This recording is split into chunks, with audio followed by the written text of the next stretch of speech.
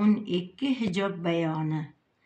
Alloh taolo Muhammad Mustafa nurlaridan 12 hijob yaratdi va har bir hijob ichida Muhammad sallallohu alayhi vasallamning nuri poklari bir necha yillar mobaynida istiqomat qildi.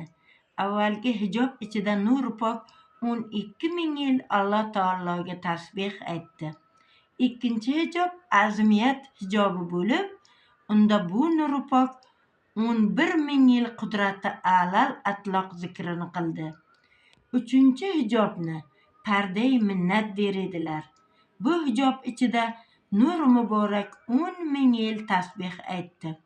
To'rtinchi hijob parda-i rahmat pardasi bo'lib, unda nur ruh 9 ming yil Alloh taolo yodi bilan yashadi. Yana 8 ming yil hijob ichida o'tirib, Alloh taolo buyurgan duolarni o'qidi. Alloh taolo 5-chi hijobni saodatdan qurgan edi.